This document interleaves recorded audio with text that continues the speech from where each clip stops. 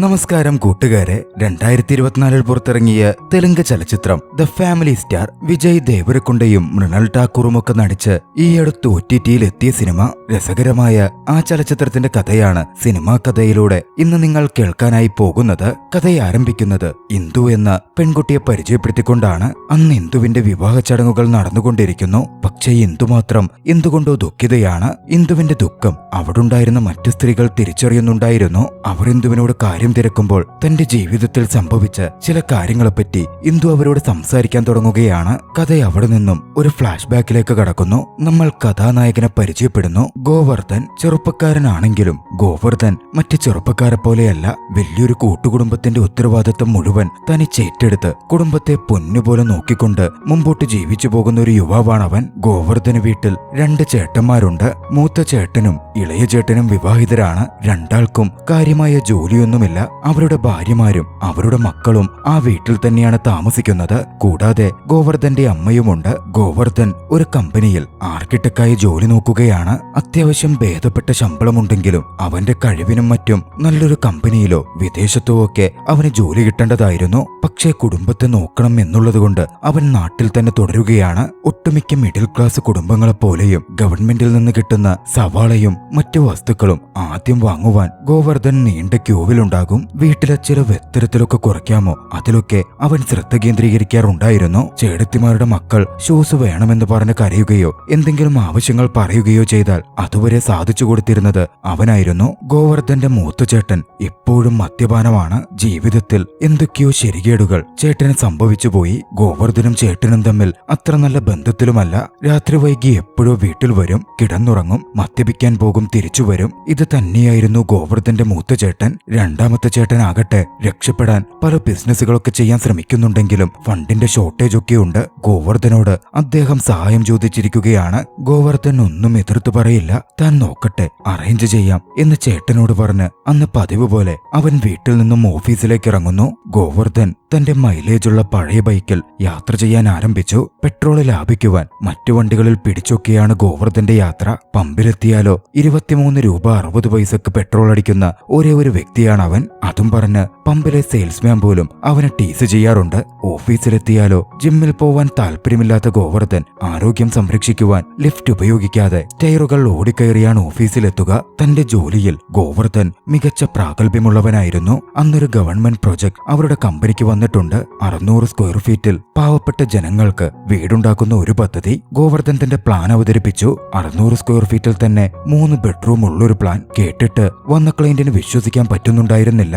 അതെങ്ങനെ സാധ്യമാകും, അത് ശരിയാവില്ല, സ്ഥലമുണ്ടാവില്ലല്ലോ എന്നൊക്കെ അവർ പറഞ്ഞപ്പോൾ ഗോവർദ്ധൻ മിഡിൽ ക്ലാസ്സുകാരുടെ മനോനില വിശദീകരിച്ചു. താനൊരു സിംഗിൾ ബെഡ്റൂം വീട്ടിലോ 2 ബെഡ്റൂം വീട്ടിലോ താമസിക്കുന്നു എന്ന് പറയുന്നതിനേക്കാൾ 3 ബെഡ്റൂം വീട്ടിൽ താമസിക്കുന്നു എന്ന് പറയുന്നത് മിഡിൽ ക്ലാസ്സുകാർക്ക് അഭിമാനമായിരിക്കും. മാത്രമല്ല ബെഡ്റൂം എന്നത് ബെഡിടാനുള്ള ഏരിയയാണല്ലോ. അവിടെ ഒരുപാട് നടക്കാനൊക്കെ സ്ഥലമെന്തിനാ, നടക്കാൻ മറ്റിടങ്ങളുമുണ്ടല്ലോ. ഗോവർദ്ധന്റെ ആളുകളെ സംസാരിച്ചു വീഴ്ത്താനുള്ള കഴിവിൽ ക്ലയന്റ് വീഴുന്നുണ്ട്. ആ വലിയ പ്രൊജക്ട് ഗോവർദ്ധന്റെ കമ്പനിക്ക് ലഭിക്കുന്നു. അതിൽ ഇൻട്രസ്റ്റഡ് ആയ MD ഗോവർദ്ധന് എന്തു വേണം എന്ന സന്തോഷത്തോടെ ചോദിക്കുകയാണ്. പക്ഷേ ഗോവർദ്ധൻ അപ്പോഴും തനിക്ക് വേണ്ടിയൊന്നും ചോദിക്കുന്നില്ല. തന്റെ സഹോദരന് ബിസിനസ് തുടങ്ങാൻ ബാങ്ക് ലോൺ വേണം. 3 ലക്ഷം രൂപ മതി. അതിന് ബാങ്ക് ഗ്യാരണ്ടി കൊടുക്കണം. സാറിന് ഗ്യാരണ്ടർ ആവാൻ പറ്റുമോ എന്നായിരുന്നു അവന്റെ ചോദ്യം. അന്നും അവന് വേണ്ടിയല്ലാതെ കുടുംബത്തിനു വേണ്ടി ഗോവർദ്ധൻ ഒരു കാര്യം ചോദിക്കുന്ന കണ്ട് അവന്റെ ബോസ് പോലും അതിശയിക്കുന്നുണ്ട്. അതേ കമ്പനിയിൽ ഗോവർദ്ധനോട് വർഷങ്ങളായി ക്രഷുള്ള, പ്രണയം തുറന്നു പറഞ്ഞിട്ടുള്ള ഒരു പെൺകുട്ടി ഉണ്ടായിരുന്നു. പക്ഷേ ഗോവർദ്ധൻ അങ്ങനെ ഒരു ജോയിന്റ് ഫാമിലിയിൽ ജീവിക്കുന്നതും കുടുംബത്തെ സപ്പോർട്ട് ചെയ്ത് നിൽക്കുന്നതുമൊന്നും അവൾക്കിഷ്ടമല്ല. ഫാമിലി ഇല്ലാത്തൊരു ജീവിതം ഗോവർദ്ധനാണെങ്കിൽ ചിന്തിക്കാനും പറ്റില്ല. അങ്ങനെയൊന്നും ഒത്തുപോകാത്തതുകൊണ്ട് അവർ തമ്മിൽ യോജിക്കുന്നുണ്ടായിരുന്നില്ല. ഇങ്ങനെ ജോയിന്റ് ഫാമിലിയെയും നോക്കി നിന്ന അവനെ ആരെയും പ്രേമിക്കാമില്ല, കല്യാണം കഴിക്കാമില്ല ഇന്ന് ആ പെൺകുട്ടി ഗോവർദ്ധനെ കളിയാക്കിയും കുറ്റപ്പെടുത്തിയും പറയും. ഗോവർദ്ധനാകട്ടെ അതൊന്നും കുഴപ്പമില്ല എന്ന മട്ടുമായിരുന്നു. അങ്ങനെ പറ്റുന്നൊരാൾ വന്നാൽ കല്യാണവും പ്രണയവും ഒക്കെ മതി എന്നായിരുന്നു ഗോവർദ്ധൻ എപ്പോഴും ചിന്തിച്ചിരുന്നതും. നാളുകളിങ്ങനെ കടന്നുപോയിക്കൊണ്ടിരുന്നു. ഗോവർദ്ധൻ പൊതുവെ അന്യരെ വീട്ടിലെ ആളുകളുമായി അടുക്കാൻ വിടാറില്ല. ഗോവർദ്ധന്റെ വീടിനു മുകളിൽ ചെറിയൊരു മുറിയുണ്ട്. ഗോവർദ്ധന്റെ മുറിയാണത്. മുറിയെന്ന് പറയുമ്പോൾ അവൻ ഒഴിവു സമയം ചിലവിടുകയും അല്പം മദ്യപിക്കാൻ പോയിരിക്കുകയും ചെയ്യുന്നയിടം. അന്ന് വൈകിട്ട് പതിവ് പോലെ അവൻ മദ്യപിക്കാൻ മുകളിലേക്ക് കയറാൻ തുടങ്ങുമ്പോൾ അവന്റെ അമ്മ പറഞ്ഞു, മുകളിൽ ആളുണ്ട്, താനായിടം വാടകയ്ക്ക് കൊടുത്തു. ഗോവർദ്ധനത് തീരെ ഇഷ്ടപ്പെട്ടില്ല. ആരെയാണെങ്കിലും താൻ ചവിട്ടി പുറത്താക്കും എന്ന് പറഞ്ഞ് ഗോവർദ്ധൻ കയറി ചെല്ലുകയാണ്. പക്ഷെ കയറി ചെന്ന് ഗോവർദ്ധൻ കാണുന്നത് സുന്ദരിയായ ഒരു പെൺകുട്ടി സ്വാമിയുടെ ഫോട്ടോ ഭിത്തിയിൽ ചാർത്തുന്നതായിരുന്നു. മുറി മുഴുവൻ ഭംഗിയായി അടക്കിയൊതുക്കി വെച്ചിരിക്കുന്നു. അവരെ കണ്ടതും ഗോവർദ്ധന്റെ വാക്കുകൾ മുറിഞ്ഞുപോയി. പോരാത്തതിന് ഗോവർദ്ധന്റെ കുടുംബത്തെപ്പറ്റി ഏറെ താല്പര്യത്തോടെ അവൾ പറയുകയാണ്. എല്ലാവർക്കും ഗോവർദ്ധന മതിയെന്നും എന്ത് കാര്യം പറഞ്ഞാലും ഗോവർദ്ധൻ വരട്ടെയെന്ന വീട്ടിലുള്ള ഓരോരുത്തരും പറയുന്നതെന്നും അതുകൊണ്ട് തനിക്കും എന്തെങ്കിലും ആവശ്യം വന്നാൽ താനും ഗോവർദ്ധനെ തന്നെ വിളിക്കൂ എന്നുമൊക്കെ അവർ പറയുകയാണ്. ആ പെൺകുട്ടി ഇന്ദുവായിരുന്നു. ഇന്ദു ഇങ്ങനെ സംസാരിക്കുമ്പോൾ പല പറച്ചിലും ഒരു കാമുകി കാമുകനോട് പറയുന്ന പോലുള്ള ദ്വയാർത്ഥങ്ങൾ കയറി വരുന്നുണ്ടായിരുന്നു. അതൊക്കെ ഗോവർദ്ധനെ അല്പം വല്ലാതാക്കുന്നുണ്ട്. ഉള്ളിൽ സന്തോഷം തോന്നിയെങ്കിലും ഗോവർദ്ധൻ അതൊന്നും പുറത്തു കാണിച്ചില്ല. മാത്രമല്ല അവരെ അവിടെ താമസിക്കാൻ അനുവദിച്ച് ഗോവർദ്ധൻ താഴേക്ക് വരുന്നു. ഗോവർദ്ധൻ അന്ന് പുറത്ത് കൂട്ടുകാരെ കാണാൻ പോയി. പുറത്ത് ഒരു കൂട്ടുകാരിൽ നിന്നുമാണ് ഗോവർദ്ധൻ അറിയുന്നത് ആ പെൺകുട്ടി ആ കോളനിയിൽ ഒരു വീട് വാടകയ്ക്കന്വേഷിച്ചു വന്നതായിരുന്നു. ഗോവർദ്ധൻ പൊതുവെ ആരെയും അടുപ്പിക്കാത്ത വ്യക്തിയാണെന്നും കുട്ടികളും ആളുകളും ഒക്കെ ഉള്ളതുകൊണ്ട് അവൾക്ക് ഡിസ്റ്റർബൻസ് ആവുമെന്നുമൊക്കെ പറഞ്ഞെങ്കിലും അതൊക്കെ സന്തോഷമല്ലേ, നല്ല കാര്യമല്ലേ എന്നൊക്കെ പറഞ്ഞ് അവൾ ആ വീട് ചോദിച്ചു വാങ്ങുകയായിരുന്നു എന്ന് ആ കൂട്ടുകാരൻ വ്യക്തമാക്കി. കൂട്ടുകുടുംബമൊക്കെ ഇന്ദുവിന് ഇഷ്ടമായിരിക്കും എന്നൊരു ചിന്താഗതി ആ നിമിഷം ഗോവർദ്ധന്റെ ഉള്ളിൽ ഉണ്ടാകുന്നുണ്ട്. പക്ഷേ ഇന്ദു താമസിക്കാൻ തുടങ്ങുന്നതോടെ മറ്റു ചില പ്രശ്നങ്ങളും കൂടി കടന്നു വരുന്നു. ഇന്ദു സൊമാറ്റോയിലും സ്വിഗ്ഗിയിലുമൊക്കെ ബിരിയാണിയും മറ്റും ഓർഡർ ചെയ്യും. അത് കണ്ട് വീട്ടിലെ കുട്ടികൾ തങ്ങൾക്കത് വേണമെന്ന് പറഞ്ഞ് കരയാനും ആരംഭിക്കും. ഗോവർദ്ധനാണെങ്കിൽ ബഡ്ജറ്റഡ് ആയാണ് കുടുംബം കൊണ്ടുപോകുന്നത്. ഞായറാഴ്ച ഉച്ചക്ക് മാത്രമാണ് ബിരിയാണി ഉള്ളത്. ആദ്യം കുട്ടികളെ ഒച്ചയെടുത്തൊന്ന് അടക്കിയെങ്കിലും ഇതിങ്ങനെ തുടർന്നാൽ ശരിയാവില്ല എന്ന് ചിന്തിച്ച ഗോവർദ്ധൻ നേരെ ഇന്ദുവിന്റെ മുറിയിലേക്ക് കയറി ചെല്ലുന്നു. ഇങ്ങനെ ഓർഡർ ചെയ്ത് കഴിക്കരുത്, കുട്ടികൾക്ക് അത് പ്രശ്നമാണ് എന്നൊക്കെ ഗോവർദ്ധൻ പറയുമ്പോ എന്ത് ചെയ്യാനാ, ഇന്ന് വന്ന് സെറ്റിൽ ചെയ്തല്ലേ ഉള്ളൂ, അപ്പോഴേക്കും കുക്കിംഗ് തുടങ്ങാൻ പറ്റൂലല്ലോ, പിന്നെ കുട്ടികൾക്കും കൂടി ഓർഡർ ചെയ്താൽ പോരെ എന്നവൾ ചോദിക്കുവാണ്. ബഡ്ജറ്റിൽ ജീവിക്കുന്ന ഗോവർദ്ധന് അതല്പം പ്രയാസമാവുന്നുണ്ട്. അതൊന്നും ശരിയാവില്ലെന്ന് ഗോവർദ്ധൻ പറയുമ്പോ ഞാൻ ഓർഡർ ചെയ്ത കുട്ടികൾക്കും കൂടി ഞാൻ തന്നെ ഓർഡർ ചെയ്തോളാം എന്നവൾ അങ്ങ് പറയുവാണ്. അതോടെ മിഡിൽ ക്ലാസ്സുകാരൻ ഗോവർദ്ധന്റെ ഈഗോ ഹർട്ടാവുന്നു. എന്താ ബിരിയാണി പോലും ഓർഡർ ചെയ്യാൻ കഴിവില്ലാത്തവരാണ് ഞങ്ങളെന്ന് തോന്നുന്നുണ്ടോ എന്നൊക്കെ ചോദിച്ച് ഗോവർദ്ധൻ തട്ടിക്കയറുകയാണ്. ഒടുവിൽ ഇന്ദു ഇന്നത്തേക്ക് ഒരു ദിവസത്തേക്ക് ഓർഡർ ചെയ്തുള്ളൂ, ഇനി അങ്ങനെ ചെയ്യുന്നില്ല എന്നൊക്കെ പറഞ്ഞ് സംഗതി സോൾവ് ആക്കുകയാണ്. പോരാത്തതിന് ഗോവർദ്ധൻ പോരുമ്പോൾ പിന്നിൽ നിന്ന് ഭാര്യ ഭർത്താവിനെ വിളിക്കും പോലെ ഏട്ടാ എന്നൊന്ന് വിളിക്കുകയും ചെയ്യുന്നു. പിന്നെ പറയണ്ടല്ലോ, ഗോവർദ്ധന്റെ മനസ്സിൽ ചിത്രശലഭങ്ങൾ അങ്ങ് പറന്നു. ഗോവർദ്ധൻ തിരിഞ്ഞു നോക്കിയപ്പോൾ ഗുഡ് നൈറ്റ് പറയാനായിട്ടായിരുന്നു അവൾ വിളിച്ചത്. ഇതിനിടയിൽ ഇന്ദു നാളെ കോളേജിൽ പോകണമെന്നും തനിക്ക് അയൺ ചെയ്യാൻ അറിയില്ലെന്നും തേപ്പൂട്ടിയൊന്ന് തരുമോ എന്നും ചോദിക്കുന്നുണ്ട്. ഗോവർദ്ധൻ തന്നെ തേപ്പൂട്ടി കൊണ്ടുപോയി അവളുടെ വസ്ത്രം തേച്ചു കൊടുക്കുന്നു. അതിശയത്തോടെയാണ് ഇന്ദു ഇതൊക്കെ നോക്കിക്കാണുന്നത്. ഗോവർദ്ധൻ അന്ന് ജോലിക്കായി പുറത്തൊരു മാളിൽ പോകുമ്പോ അവിടെ ഇന്ദുവും തന്റെ കുടുംബത്തിലെ കുട്ടികളും അമ്മയും ചേടത്തിമാരും ഒക്കെ എൻജോയ് ചെയ്ത് ഫുഡ് കോർട്ടിൽ സമയം ചെലവിടുന്നതും ഭക്ഷണം കഴിക്കുന്നതുമൊക്കെ നോക്കിക്കാണുകയാണ്. ഗോവർദ്ധൻ അവരുടെ അടുത്തേക്ക് പോയില്ല. അവൻ 2 വട്ടം അമ്മയെ ഫോൺ ചെയ്തെങ്കിലും അമ്മ കോൾ കട്ട് ചെയ്തു. അന്ന് നേരത്തെ ഗോവർദ്ധൻ വീട്ടിലെത്തിയിരുന്നു. അവരൊക്കെയും ക്യാബ് പിടിച്ച് വീട്ടിലേക്ക് എത്തുമ്പോ ഗോവർദ്ധൻ അവരെ നോക്കി നിൽക്കുന്നുണ്ട്. ഗോവർദ്ധനെ കണ്ടതും എല്ലാവരുടെയും മുഖം മാറി. അല്പം ഭയമുണ്ട്. അവർ വീടിനകത്തേക്ക് കയറി. ഇന്ദുവും ഗോവർദ്ധനെ നോക്കി അമ്മ മാളിൽ വെച്ച് കുട്ടികളെപ്പോലെ ആകാംക്ഷ കാണിച്ച് സന്തോഷിക്കുകയും ഓരോ കാര്യങ്ങൾ ചോദിക്കുകയും ഒക്കെ ചെയ്തതിനെപ്പറ്റി സംസാരിച്ച് മുകളിലേക്ക് കയറി പോവുകയാണ്. ഗോവർദ്ധന് ഇതൊന്നും ഇഷ്ടപ്പെടുന്നുണ്ടായിരുന്നില്ല. വീട്ടിലേക്ക് കയറി ചെന്ന ഗോവർദ്ധൻ ഏവരെയും നിരത്തി നിർത്തി ചോദ്യം ചെയ്യുകയാണ്. പുറത്തുനിന്നൊരു സ്ട്രേഞ്ചർ വന്ന് വിളിച്ച ഇങ്ങനങ്ങ് പോകുവാണോ? പുറത്തുനിന്നുള്ളവരാ വീടിനുള്ളിൽ വന്ന് ഓരോന്ന് പറഞ്ഞ് കുഴപ്പങ്ങൾ ഉണ്ടാക്കുന്നേ. ടിവിയില് 100 വട്ടം ഇതൊക്കെ കാണുന്നതല്ലേ, എന്നിട്ട് നിങ്ങൾക്കൊന്നും ബോധമില്ലേ? ഗോവർദ്ധൻ ഇങ്ങനെ ഓരോന്നും കുറ്റപ്പെടുത്തിയും മറ്റും സംസാരിച്ചുകൊണ്ടിരിക്കെ പുറത്ത് വാതിൽക്കൽ ഇന്ദു വന്ന് നിൽക്കുന്നുണ്ടായിരുന്നു. ഗോവർദ്ധനാണെങ്കിൽ ഇതൊന്നും കണ്ടതുമില്ല.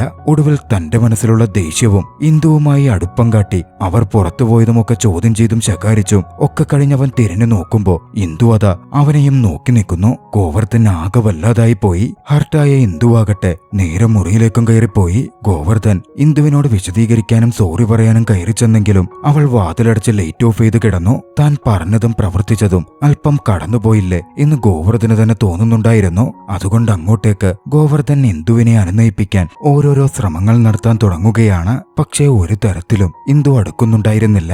അവൾ ഗൗരവം കാട്ടി. ഒടുവിൽ ഒരു ഘട്ടത്തിൽ തന്റെ അവസ്ഥയെപ്പറ്റി ഗോവർദ്ധൻ ഇന്ദുവിനോട് മനസ്സ് തുറക്കുന്നു. അന്ന് ഇന്ദു അവനോട് വീണ്ടും സംസാരിക്കുകയാണ്. അവൾക്ക് കോളേജിൽ പോകണമെന്നും തന്നെ ഡ്രോപ്പ് ചെയ്യാമോ എന്നും അവൾ അവനോട് തിരക്കി. പക്ഷെ അവനുള്ള കാര്യം പറഞ്ഞു. അങ്ങോട്ടേക്ക് പോകണമെങ്കിൽ കുറെ കിലോമീറ്റർ ഓടണം, പെട്രോൾ അടിക്കുവാണെ കൊണ്ടാക്കി തരാം. അങ്ങനെ ഇന്ദു പെട്രോൾ അടിക്കുന്നു. അവനവളെ ഡ്രോപ്പ് ചെയ്തു. ഇറങ്ങാൻ നേരം വൈകിട്ട് 5 മണിക്ക് കോളേജ് കഴിയും എന്നവൾ തന്നെ കൂട്ടാൻ വരണമെന്ന സൂചനയോടെ പറയുവാണ്. പറയുകയാണ്. അത് കേട്ട് അല്പം ആശ്ചര്യത്തോടെ ഗോവർദ്ധൻ അവളെ നോക്കി. അവന്റെ ഉള്ളിലും ഒരു പ്രണയം വളരുന്നുണ്ടായിരുന്നു. വൈകിട്ട് അവൻ തന്നെ വന്ന് അവളെ പിക്ക് ചെയ്തു. അവരൊന്നിച്ചായിരുന്നു വീട്ടിലേക്ക് എത്തുന്നത്. ഇത് കണ്ട് ഗോവർദ്ധന്റെ അമ്മയും ചേടത്തിയുമൊക്കെ സന്തോഷിക്കുന്നുണ്ട്. അവർക്കും ഇന്ദുവിനെ ഇഷ്ടമായിരുന്നു. മാത്രമല്ല ഗോവർദ്ധൻ വിവാഹം കഴിച്ച് കാണുവാൻ അവരേറെ ആഗ്രഹിക്കുകയും ചെയ്യുന്നുണ്ടായിരുന്നു. പിന്നീട് ഇന്ദു ഗോവർദ്ധനുമായി അടുക്കാൻ തുടങ്ങുന്നു. ഗോവർദ്ധന്റെ ജീവിത രീതിയിലൂടെ മുഴുവൻ ഇന്ദുവും യാത്ര ചെയ്യുകയാണ്. ഒരു മിഡിൽ ക്ലാസ്സുകാരൻ എങ്ങനെയാണ് ജീവിക്കുന്നത് എന്ന് മുഴുവനായും ഇന്ദു മനസ്സിലാക്കുന്നുണ്ടായിരുന്നു. അവരുടെ കുടുംബത്തിൽ അവളും ഒരു അംഗത്തെ പോലായി മാറി.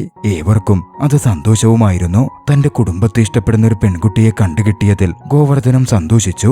അങ്ങനെയിരിക്കെയായിരുന്നു അത് സംഭവിക്കുന്നത്. പ്രശ്നക്കാരനായ ഒരാൾ അവരുടെ വീട്ടിലേക്ക് കയറി വന്നു. മദ്യപാനിയായ ഗോവർദ്ധന്റെ ചേട്ടൻ 8 ലക്ഷം രൂപ അയാളിൽ നിന്ന് കടം വാങ്ങിയിരുന്നു. ഇപ്പോ പണം തിരികെ കൊടുത്തിട്ടില്ല.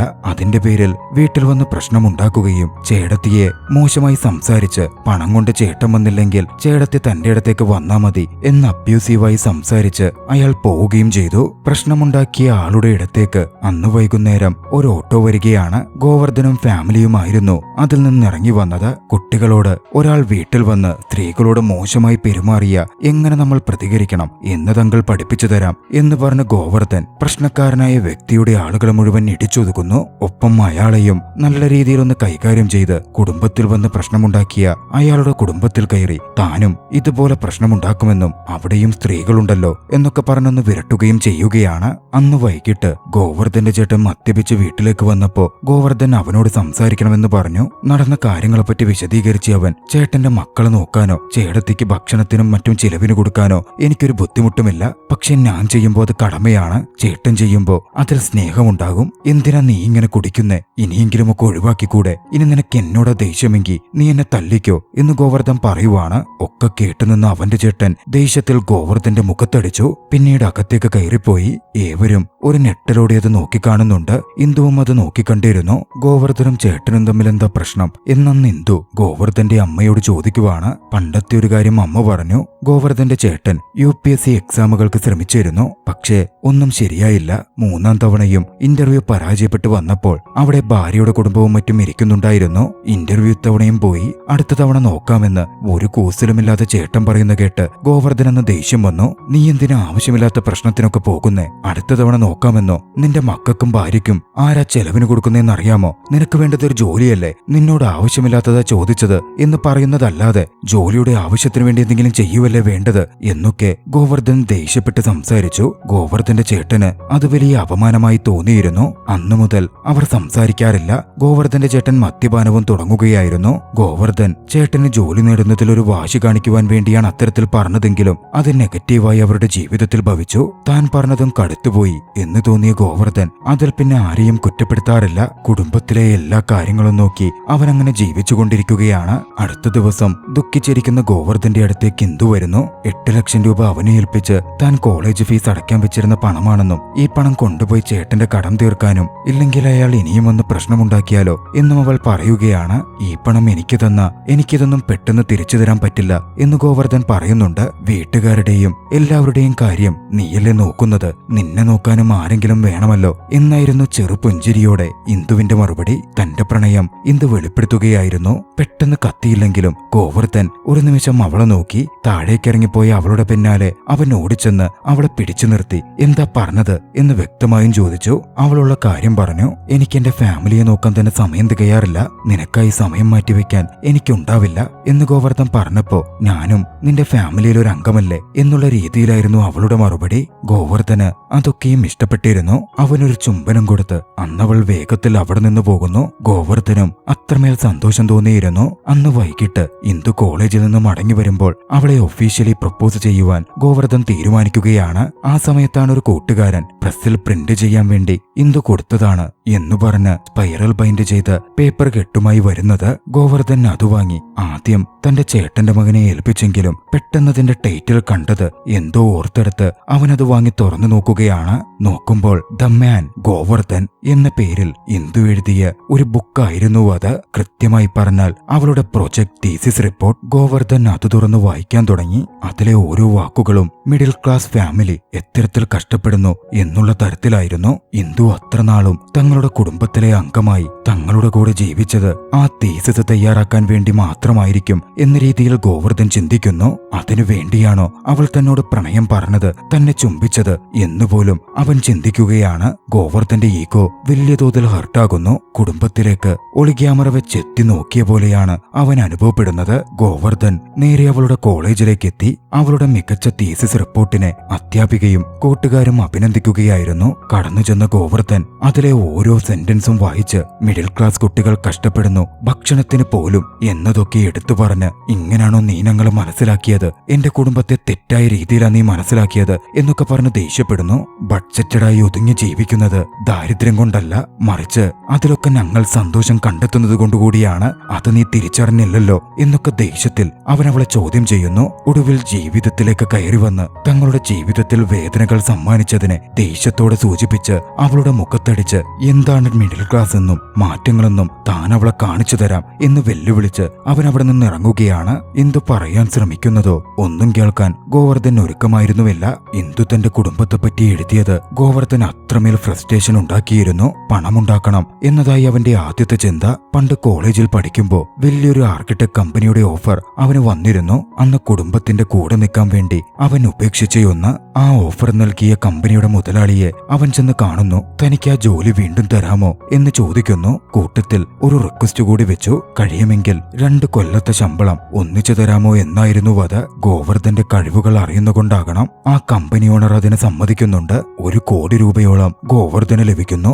അതോടെ ഗോവർദ്ധൻ അവൾ എഴുതിയതൊക്കെ തെറ്റാണെന്ന് പ്രൂവ് ചെയ്യാനുള്ള ശ്രമങ്ങൾ ആരംഭിക്കുകയാണ്. തന്റെ പഴയ ഫോൺ തല്ലിപ്പൊട്ടിച്ച് ഒരു ഐഫോൺ തന്നെ അവൻ വാങ്ങുന്നു. അതവളെ വീഡിയോ കോൾ ചെയ്ത് കാണിക്കുകയും തുടങ്ങിയിട്ടേ ഉള്ളൂ എന്ന് പറയുകയും ചെയ്യുന്നു. തന്റെ പഴയ പാഷൻ ബൈക്ക് വാങ്ങി ഒരു ലക്ഷറി ബൈക്ക് തന്നെ അവൻ വാങ്ങി. അടുത്തതായി തന്റെ ചേട്ടത്തിമാർക്കും അമ്മയ്ക്കും ലക്ഷങ്ങൾ വില വരുന്ന ജുവലറി വാങ്ങിക്കൊടുത്തു. ചേട്ടന്മാരുടെ മക്കളെ പ്രൈവറ്റ് സ്കൂളിൽ CBSE സ്കൂളിൽ ചേർത്തു. ഇതൊക്കെ തന്നെയും അവളോടുള്ള വാശി പോലെ വീഡിയോ കോൾ ചെയ്ത് അവൻ കാണിക്കുന്നുണ്ട്. പക്ഷെ അപ്പോഴൊക്കെയും ഇന്ദു എന്തൊക്കെയോ പറയാൻ ശ്രമിക്കുന്നുണ്ടെങ്കിലും ഒന്നും കേൾക്കാൻ ഗോവർദ്ധൻ ഒരുക്കമാകുന്നില്ല. ഒടുവിൽ ഗോവർദ്ധൻ തനിക്ക് ജോലി കിട്ടിയ കമ്പനിയിലേക്ക് ജോലിക്കായി എത്തുകയാണ്. ഒരു വിദേശ പ്രോജക്റ്റിനു വേണ്ടിയായിരുന്നു അവനെ കമ്പനി എടുത്തിരുന്നത്. അവിടെ എത്തുമ്പോഴാണ് ഗോവർദ്ധൻ ഞെട്ടിക്കുന്നൊരു കാര്യം മനസ്സിലാക്കുന്നത്. ഇന്ദു യാഥാർത്ഥ്യത്തിൽ ആ കമ്പനിയുടെ ഓണറുടെ മകളാണെന്ന്. കൃത്യമായി പറഞ്ഞാൽ നിലവിൽ ആ കമ്പനിയുടെ CEO ആണവൾ. തന്റെ ഞെട്ടൽ ഗോവർദ്ധൻ പ്രകടമാക്കിയില്ല.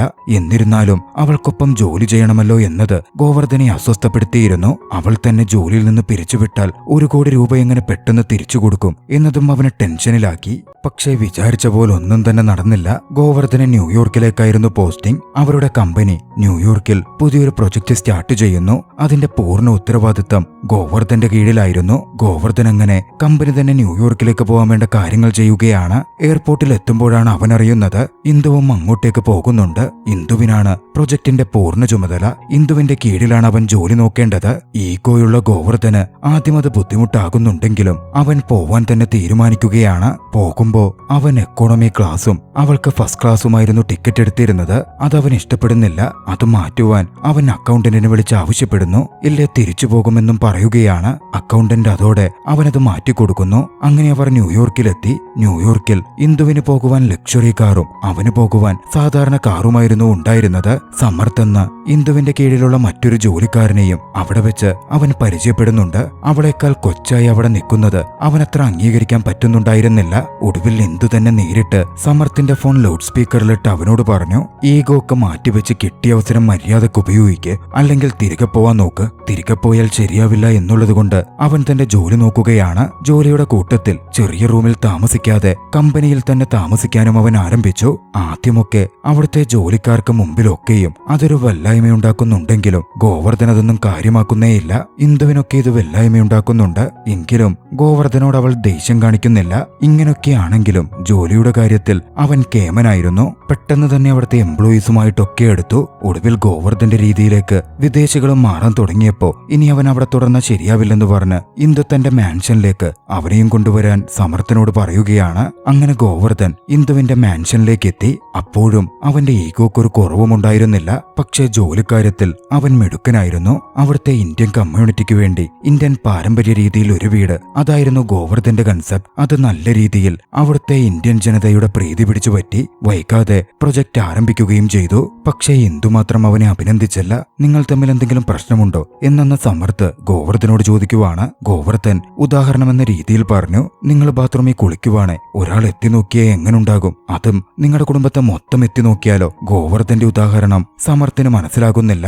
ഇന്ദു ശരിക്കുന്നതും കുളിക്കുന്നതും എത്തി നോക്കി എന്നൊക്കെയാണ് പൊട്ടനായ സമർത്ഥ് ചിന്തിക്കുന്നത്. ഇതേസമയം ഒരിക്കൽ ഒന്ന് സംഭവിച്ചു. അവരുടെ പ്രൊജക്ട് നടക്കുന്നിടത്തേക്ക് ഇന്ദുവിന്റെ രൂപത്തിൽ ഇഷ്ടപ്പെട്ട് ഒരു യുവാവ് വന്നു. പ്രൊജക്ടിനെ പറ്റി ചോദിച്ചു. അവൾ അതിനെപ്പറ്റി വിശദീകരിക്കുമ്പോൾ അവൻ അവളെ ഫോണിൽ വീഡിയോ എടുക്കുന്നുണ്ടായിരുന്നു. ഇന്ദുവാണെങ്കിൽ അതൊന്നും മറന്നതുമില്ല. പിന്നീട് കൂട്ടുകാർക്കടുത്ത് ആ വീഡിയോ കാണിച്ച് മുത്തശ്ശനോട് പറഞ്ഞ് അവളെ ഉടൻ കല്യാണം കഴിക്കണം എന്നൊക്കെ പറഞ്ഞ് എന്തൊരു ചരക്കാടാവൾ എന്നൊക്കെ മോശമായ രീതിയിൽ സംസാരിച്ച് അവർ കാറെടുത്ത് മുമ്പോട്ട് പോകുമ്പോ ഗോവർദ്ധൻ മുന്നിൽ വന്ന് കാറ് തടഞ്ഞു. ശേഷം അവരെയൊക്കെ കണക്കിന് മർദ്ദിച്ചു. ഒക്കെ കണ്ട് ഇന്ദുവും മറ്റ് എംപ്ലോയീസും അങ്ങോട്ടേക്ക് വന്ന് തടിച്ചുകൂടുന്നുണ്ട്. വൈകാതെ വീഡിയോ എടുത്ത കാര്യം ഗോവർദ്ധൻ കാണിക്കുമ്പോ ഇന്ദു കരുതുന്നത് തന്റെ വീഡിയോ എടുത്തതിനാണ് ഗോവർദ്ധൻ അവരെ തല്ലിയത് എന്നായിരുന്നു. പക്ഷെ ഗോവർദ്ധൻ വീഡിയോ സൂം ചെയ്ത് കാണിച്ച് ഇന്ദുവിന്റെ പിന്നിൽ പൊട്ടിപോലെ വീഡിയോയിൽ പതിഞ്ഞ് തന്നെ എന്തിനാ വീഡിയോ എടുത്തത് എന്ന തരത്തിൽ അവരോട് ചോദിക്കാൻ തുടങ്ങി. പക്ഷേ യാഥാർത്ഥ്യത്തിൽ ഗോവർദ്ധൻ അവളെ വീഡിയോ എടുത്തതിനാണ് അടിച്ചതെന്നും അവളോട് ഗോവർദ്ധൻ ഇഷ്ടമുണ്ടെന്നും അവിടെ വെച്ച് വ്യക്തമാകുന്നുണ്ടായിരുന്നു. ഇന്ദുവിനും അത് സന്തോഷം നൽകുന്നുണ്ട്. അന്ന് വൈകിട്ട് സമർത്ഥ് അതേ കാര്യം ഇന്ദുവിനോട് പറഞ്ഞു. നിങ്ങളുടെ വീഡിയോ എടുത്തതിന് തന്നെ അവൻ അവരെ തല്ലിയത്. പക്ഷെ നിങ്ങൾ കാരണമല്ലേ എല്ലാ കുഴപ്പവും ഉണ്ടായേ. നിങ്ങൾ എന്തിനാ അവരുടെ ബാത്റൂമിൽ പോയി എത്തി നോക്കാൻ പോയേ? അത് കേട്ടതും ഇന്ദുവിന് ഷോക്കായി. സമർത്ഥ് ഇത് തുടർന്നുകൊണ്ടേയിരുന്നപ്പോ ഇന്ദു അവന്റെ മുഖത്തടിച്ചു. പിന്നാലെ യഥാർത്ഥത്തിൽ താൻ എഴുതിയ തീസിന്റെ കാര്യം അവനോട് പറയുകയും ചെയ്തു. ഗോവർദ്ധനെ ഒരു ഞെട്ടലോടെ സമർത്ഥ് നോക്കുകയുണ്ടായി. അങ്ങനെ ശമ്പള ദിവസം എത്തി. ഗോവർദ്ധന് ചെറിയ തുകയെ ലഭിച്ചിരുന്നുള്ളൂ. അക്കൗണ്ടന്റിനെ വിളിച്ച് ഗോവർദ്ധൻ കാര്യം അന്വേഷിച്ചപ്പോ എക്കണോമിയിൽ നിന്ന് ഫസ്റ്റ് ക്ലാസ്സിലേക്ക് അവന്റെ ടിക്കറ്റൊക്കെ ഉയർത്തിയില്ലേ, അതിന്റെ കട്ടിംഗ് ആണ് എന്നായിരുന്നു അക്കൗണ്ടന്റ് പറഞ്ഞത്. ഗോവർദ്ധന്റെ ബഡ്ജറ്റ് പ്ലാനിംഗ് മുഴുവൻ തെറ്റും. പണത്തിന് നല്ല ആവശ്യമുണ്ട്. ഇന്ദു പറഞ്ഞാൽ കാര്യങ്ങൾ കുറച്ച് സോൾവ് ആകും. പതിയെ പതിയെ കുറച്ച് പണം വെച്ച് സാലറിയിൽ നിന്ന് കട്ട് ചെയ്താലും വിഷയമില്ല എന്ന് ചിന്തിച്ച് അവനൊടുവിൽ ഇന്ദുവിനോട് പോയി റിക്വസ്റ്റ് ചെയ്യുകയാണ്. പക്ഷെ അപ്പോഴും ഈഗോ സംസാരത്തിൽ ഉണ്ടായിരുന്നു. ഇന്ദു അവന് പോസിറ്റീവ് റിപ്ലൈ കൊടുത്തില്ലെങ്കിലും അവന്റെ വീട്ടിലേക്ക് ആവശ്യത്തിന് വേണ്ട പണം എത്തിച്ചു. ഒടുവിൽ ആ കാര്യം അറിയുന്ന ഗോവർദ്ധന് ഇന്ദുവിനോട് മതിപ്പ് തോന്നുന്നുണ്ട്. അതോടെ തന്റെ ഈഗോ ഒരു പരിധിവരെ ഒഴിവാക്കാൻ ഗോവർദ്ധൻ തയ്യാറാകുന്നു. വർക്ക് സൈറ്റിൽ സൗഹൃദം വേണമെന്ന് ചിന്തിച്ചവൻ ഇന്ദുവുമായി നല്ല രീതിയിൽ പഴയ പോലെ അടുത്തിടപഴകുകയാണ്. ഫാമിലിയുമായി വീഡിയോ കോൾ ചെയ്യുമ്പോൾ വരെ ഗോവർദ്ധൻ ഫോൺ അവൾക്ക് സംസാരിക്കാൻ കൊടുത്തു. അങ്ങനെ അവരുടെ പ്രൊജക്ട് നല്ല രീതിയിൽ പൂർണ്ണമാകുന്നു. സെലിബ്രേഷന് അവരുടെ ചെയർമാൻ, അതായത് ഇന്ദുവിന്റെ അച്ഛനും വന്നിരുന്നു. പ്രൊജക്ടിന്റെ എല്ലാ ക്രെഡിറ്റും ഇന്ദുവിനാണെന്ന് പറഞ്ഞ് അയാൾ ആ സെലിബ്രേഷൻ ഹോസ്റ്റ് ചെയ്യുന്നു. ഗോവർദ്ധന്റെ മുഖത്ത് ചെറിയൊരു വിഷമം കാണാമെങ്കിലും ഗോവർദ്ധനും കൈയടിച്ചു. ഇന്ദുവിന് പക്ഷേ അതിൽ വിഷമമുണ്ടായിരുന്നു. ഗോവർദ്ധനാണ് ഒക്കെയും കഠിനമായി ചെയ്തത് എന്നവൾ അച്ഛനോട് പറഞ്ഞിരുന്നതാണ്. പിന്നീട് ഗോവർദ്ധനും സമർത്ഥും ഒരു ഡ്രിങ്ക് കഴിച്ചിരിക്കുമ്പോ അങ്ങോട്ടേക്ക് ഇന്ദുവും അച്ഛനും കടന്നുവരുന്നു. അച്ഛൻ അവിടെ വെച്ച് പറഞ്ഞു, തന്റെ മകളെ എല്ലാ ക്രെഡിറ്റും കൊടുത്ത് പറഞ്ഞതിൽ വിഷമമൊന്നും തോന്നരുത്. ഈ സിസ്റ്റം നടക്കുന്നത് അങ്ങനെയാണ്. നീ ചെയ്ത ഹാർഡ് വർക്കൊന്നും ഞാൻ കാണാതിരിക്കുന്നില്ല. പക്ഷേ ഗോവർദ്ധൻ അദ്ദേഹത്തെ കുറ്റപ്പെടുത്തിയില്ല. സ്വന്തം മക്കളെ പാരന്റ്സ് കൈകൊടുത്ത് ഉയർത്തിവിട്ടില്ലെങ്കിൽ ആരാത് ചെയ്യുന്നത്? താങ്കൾ ചെയ്തതിൽ ഒരു തെറ്റുമില്ല സാർ എന്നായിരുന്നു അവൻ പറഞ്ഞത്. ഒരു ഫോൺ കോൾ വന്ന് ഗോവർദ്ധൻ അവിടെ നിന്ന് മാറുകയാണ്. മറുവശത്ത് ഇന്ദു സമർത്ഥിനോട് പറഞ്ഞു, ഞാൻ നിന്നോട് പറഞ്ഞിട്ടില്ലേ, ഒരാളെ അവൻ സ്നേഹിക്കാൻ തുടങ്ങിയ അവർക്കു വേണ്ടി എന്തും ത്യജിക്കാൻ തയ്യാറാവുമെന്ന്. ഇതിന്റെ ക്രെഡിറ്റ് പോലും എനിക്കിതാ വിട്ടുതരുന്നു. ഇന്ദു അതോടെ ഗോവർദ്ധനെ ഒരുപാട് കെയർ ചെയ്യാൻ തുടങ്ങുന്നു. അവളുടെ ഉള്ളിലെ പ്രണയം കൂടുതൽ ശക്തിയിൽ വളർന്നിരുന്നു. അത്ര നേരം ഇന്ദുവിന്റെ കഥ കേട്ടിരുന്ന സ്ത്രീകൾ ഇന്ദുവിനോട് ചോദിച്ചു, ഇതുവരെ കുഴപ്പമൊന്നുമില്ലല്ലോ, പിന്നെന്താ സംഭവിച്ചത്? ഇന്ദു തുടർന്നു പറഞ്ഞു, ഒരിക്കൽ ഗോവർദ്ധനും ഇന്ദുവും അവരുടെ ഒരു ഫാമിലി ഫംഗ്ഷന്, ഒരു വിവാഹത്തിന് പോയിരുന്നു. അവിടെ വെച്ച് മുമ്പ് ഫ്ലൈറ്റിൽ വെച്ച് അവർ കണ്ട ഒരു സ്ത്രീയും ഉണ്ടായിരുന്നു. ആ സ്ത്രീ ഗോവർദ്ധനോട് സംസാരിക്കുകയാണ്. ഇന്ദുവും അവനും ജോഡിയാണല്ലോ, നിങ്ങൾ പ്രണയത്തിലാണോ എന്ന് ആ സ്ത്രീ ചോദിക്കുമ്പോ ഗോവർദ്ധൻ പറഞ്ഞു, ഒരിക്കലുമല്ല, ജോലിക്ക് വേണ്ടി ഈഗോ ഒക്കെ മറന്ന് സുഹൃത്തുക്കളായി നിന്നേയുള്ളൂ. നിങ്ങൾക്കറിയാലോ, ഒരു ക്രിമിനലിനെ വേണമെങ്കിൽ നമുക്ക് നമ്മുടെ വീട്ടിലേക്ക് കൊണ്ടുവരാം, അവരെ ശ്രദ്ധിച്ചാ മതി. അതുപോലെ ഒരു കള്ളുകുടിയനുണ്ടെങ്കിലും അവരെയും ശ്രദ്ധിച്ചാ മതി. പക്ഷേ നമ്മുടെ കുടുംബത്തെ തന്നെ മൊത്തമായി തെറ്റിദ്ധരിച്ച് വേറൊരു രീതിയിൽ മനസ്സിലാക്കുന്ന വ്യക്തിയെ എങ്ങനെയാ നമ്മുടെ കുടുംബത്തിലേക്ക് കൊണ്ടുവരുന്നത്? ഗോവർദ്ധൻ ഇതൊക്കെ സംസാരിക്കുന്നത് അങ്ങോട്ടേക്ക് വന്ന് ഇന്ദു കേട്ടിരുന്നു ഗോവർദ്ധൻ തന്നെ പ്രണയിക്കുന്നേയില്ല എന്നറിഞ്ഞതും ഇന്ദു തകർന്നു പോവുകയാണ്. ഇപ്പോഴും ഗോവർദ്ധന്റെ ഉള്ളിൽ അന്നത്തെ തീസിന്റെ ദേഷ്യമാണ് കിടക്കുന്നത് എന്നെന്തു തിരിച്ചറിയുന്നു. പിന്നീട് അവനിൽ നിന്നും അവൾ ഒഴിഞ്ഞുമാറി നടക്കുകയാണ്. ഒരു ഘട്ടത്തിൽ അത് മനസ്സിലാക്കിയ ഗോവർദ്ധൻ എന്താ പറ്റിയതെന്ന് ഇന്ദുവിനോട് ചോദിച്ചു. ഇന്ദു പറഞ്ഞു, കുറെ പ്രശ്നങ്ങൾ പറ്റി. നിന്റെ കുടുംബത്തിലേക്ക് വന്ന് ഞാൻ തീസിസ് എഴുതി. നിന്റെ കുടുംബത്തിലുള്ളവരെയെ നീ സ്നേഹിക്കുകയുള്ളൂ. നിന്റെ കുടുംബത്തിൽ ജനിക്കാൻ എനിക്ക് സാധിച്ചില്ല. വേറെ എവിടെയോ പോയി ജനിച്ചു. ഇതൊക്കെ എന്റെ പ്രശ്നങ്ങളാണ്. പിന്നെ ഒരു കാര്യം ഞാൻ തറപ്പിച്ചു പറയാം, ആ തീസിസ് കംപ്ലീറ്റ് ആക്കാനായിരുന്നില്ല ഞാൻ നിന്നെ ചുംബിച്ചത്. ഗോവർദ്ധൻ അതൊക്കെ കേട്ടുനിന്നു. അവിടുത്തെ പ്രൊജക്ട് കംപ്ലീറ്റ് ആയി ശേഷം അവർ ഇന്ത്യയിലേക്ക് മടങ്ങുകയാണ്. നാട്ടിലെത്തി കുടുംബത്തോട് സന്തോഷത്തോടെ ഇരിക്കുമ്പോൾ അവന്റെ അക്കൗണ്ടിലേക്ക് 10 കോടി ക്രെഡിറ്റ് ആയ വിവരം അവന് ഫോൺ കോളായി വരികയാണ്. പ്രൊജക്ട് സക്സസ് ആയതിന്റെ പ്രതിഫലമായിരുന്നു അത്. ഗോവർദ്ധനുടൻ തന്റെ ചെയർമാനെ കാണാൻ ചെല്ലുന്നുണ്ട്. അതായത് ഇന്ദുവിന്റെ അച്ഛനെ. തനിക്ക് വേണ്ടി ചെയ്തു തരുന്ന ഈ സഹായത്തിനും പ്രോഫിറ്റ് ഷെയറിനുമൊക്കെ അവൻ അദ്ദേഹത്തോട് നന്ദി പറഞ്ഞു. ആ സമയം അദ്ദേഹം എന്തോ ടെൻഷനിലായിരുന്നു.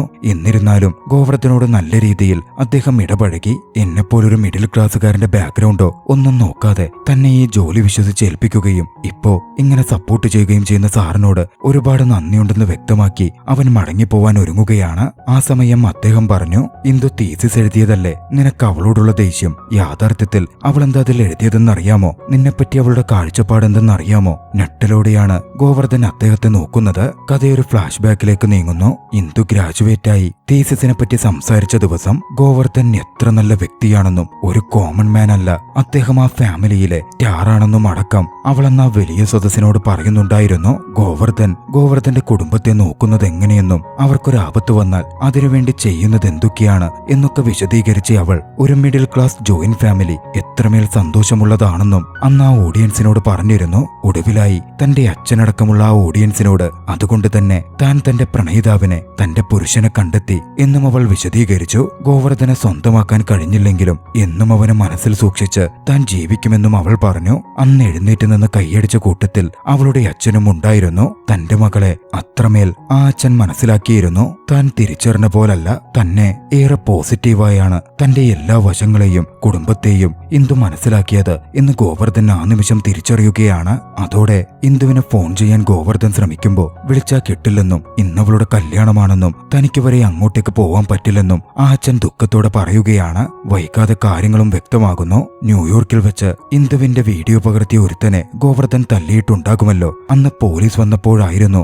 അവനും കൂട്ടുകാരും വേഗത്തിൽ കാറെടുത്ത് രക്ഷപ്പെട്ട് ഓടിച്ചുപോയത്. പക്ഷേ അതവരെ അപകടത്തിൽപ്പെടുത്തി. ആ യുവാവ് ഇപ്പോൾ ജീവച്ഛവമായി കിടക്കുകയാണ്. അവന്റെ മുത്തച്ഛൻ വളരെ പവർഫുള്ളായ ഒരു രാഷ്ട്രീയ പ്രവർത്തകനാണ്. തന്റെ പേരക്കുട്ടിക്ക് ഈ അവസ്ഥ വന്നതുകൊണ്ട് അവനെ നോക്കാൻ ആളെ വേണമെന്നും ഈ അവസ്ഥയ്ക്ക് കാരണമായ ഇന്ദു തന്നെ അവനെ വിവാഹം കഴിച്ചു നോക്കണമെന്നും പറഞ്ഞ് അയാൾ ഇന്ദുവിനെ പിടിച്ചുകൊണ്ടുപോയി അവനുമായി വിവാഹം കഴിപ്പിക്കാൻ നോക്കുകയാണ്. ഒന്നുകിൽ തന്റെ പേരക്കുട്ടിയെ വിവാഹം കഴിക്കണം, ഇല്ലെങ്കിൽ ഇന്ദുവിനെ കൊന്നുകളയും. ഇതായിരുന്നു ഭീഷണി. ഇന്ദുവിന്റെ അച്ഛൻ അതുകൊണ്ട് തന്നെ മറ്റു വഴികളുണ്ടായിരുന്നില്ല.